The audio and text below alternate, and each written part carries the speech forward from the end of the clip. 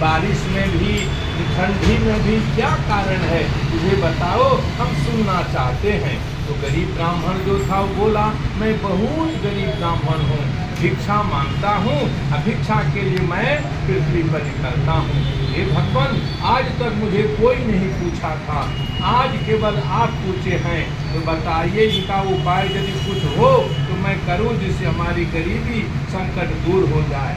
भगवान जी जो थे बूढ़े ब्राह्मण के रूप में, वो बोले, श्री सत्यनारायण भगवान मनचाहे फल को देने वाले हैं, इसलिए हे ब्राह्मण तो उनका पूजन और व्रत कर, जिसको करने से मनुष्य सभी दुखों से मुक्त हो जाते हैं।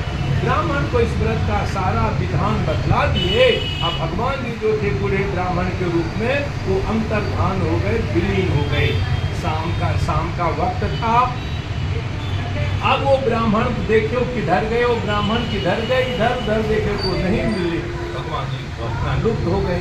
अब चला गया घर में जो भी कुछ खाना पीना बना था, खाना खाया और सोने के लिए चला गया। पूरी रात निकल गई, उनको नींद ही नहीं आई। सवेरा हुआ, नहा धो करके घर में तो कुछ भी नहीं है, पानी था, पानी लिया और संकल्प किया, जो आज हमको जो भिक्षा में धन प्राप्त होगा उसी से हम भगवान सत्यनारायण जी का पूजन करेंगे।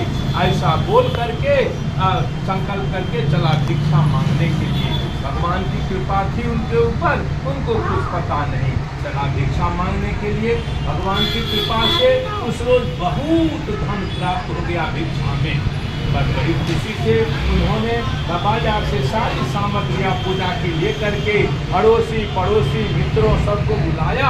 अतिथि के साथ उन्होंने भगवान सत्यनारायण जी का पूजन किया। उस पूजन के आशीर्वाद से उनके घर में जो दरिद्रा बैठी थी, जब धूप दीप घर में नहीं जलते हैं तो कौन बैठती है? दरिद्रा, लक्ष्मी की सगी बहन है। और धूप दीप जहाँ जलते हैं वहाँ बैठते हैं कौन? लक्ष्मी जी। तो अभी लक्ष्मी उनके यहाँ कुछ नहीं था, तो दरिद्रा बैठी थी। जैसे पूजा पाठ शंख बजे तो दरिद्रा भाग गई, लक्ष्मी जी आ गई। लक्ष्मी जब आ जाए तो क्या कहना, चार चांद लग गया। तब से वो ब्राह्मण हर पौर्णिमा को भगवान सत्यनारायण जी का पूजन करने लगा। अंत में उनके भी बुढ़ापे आई, उनकी मृत्यु हुई। मृत्यु होने के बाद वो वैकुंठ को चला गया। तब वो उन्होंने तो आगे भी इस पृथ्वी उन्होंने क्या कहा, आगे भी जो इस पृथ्वी पर भगवान सत्यनारायण जी का पूजन करेगा उनका सभी मनोकामना सिद्ध हो जाएगा। ऐसा कह करके नारद मुनि ने नारायण से ये बात सुना। अब व्रत मैंने अब क्या कहूँ, तो भक्त लोग ऋषि लोग जो हे मुनि, उस संसार में उस ब्राह्मण से सुनकर के किसने इस व्रत को किया है, कि हमको सुनने की इच्छा है, हमको बताएं। बोले सुनो मैं बताता हूँ। वो गरीब ब्राह्मण का तब पूजन किया था, और जब अमीर हो गया तब अच्छे से सुंदर से भगवान सत्यनारायण जी का पूजन का आयोजन किया। अप्रैल मई के महीने की कड़ाके की धूप थी। एक लकड़हारा लकड़ी बेचने के लिए उसी रास्ते से जा रहा था। उन्होंने देखा कि बहुत प्यास लगी है, तो उनके तो सामने में वो देखा वो दोनों पति पत्नी कुछ कर रहे हैं। लकड़ियाँ को बाहर में रख करके उनके घर चला गया।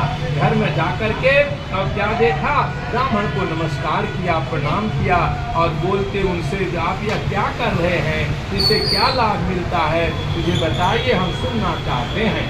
तो वो ब्राह्मण बोला, इन्हीं के कृपा से ये घर मकान दुकान सब देख रहे हो, तो इन्हीं के कृपा से हुई है। इतनी अच्छी बात कही, लकड़हारा गदगद हो गया। वो चुपचाप बैठ गया वहाँ पर, कथा सुनने लगा। कथा सुन लिए और प्रसाद भोग लगे, प्रसाद खाया, पानी पिया, और मन में तो विचार था ही, बस चला बाजार की तरफ।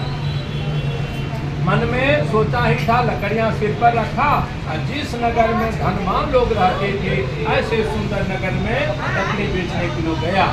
तब भगवान जी की कृपा थी, सब रोज उसको 10 रुपये मिलते थे, आज उसको 20 रुपये मिल गए। 20 रुपया मिल गया, लकड़हारा नाचने लगा। भगवान की बड़ी कृपा है। बाजार से सब सामान ले करके अड़ोसी पड़ोसी मित्रों को बुलाया और विधि के साथ उन्होंने पूजन अर्चन किया। उस पूजन के आशीर्वाद से लकड़हारा गदगद हो गया। घर घर में लक्ष्मी जी आ गई और एकदम चार चांद लग गया और अपना जीने लगा, सेठ बन गया। अंत में उनके भी बुढ़ापे आई, मृत्यु हुई। मृत्यु होने के बाद वो वैकुंठ को चला गया। तीसरे स्कंद पुराणे रेवाखंडे श्री सत्यनारायण कथा द्वितीयोध्याय। बोलिए सत्यनारायण भगवान की जय। वृंदावन बिहारी लाल की जय। तीसरा अध्याय प्रारंभ होता है। सूत वाच फिर सूत कर रहे हैं।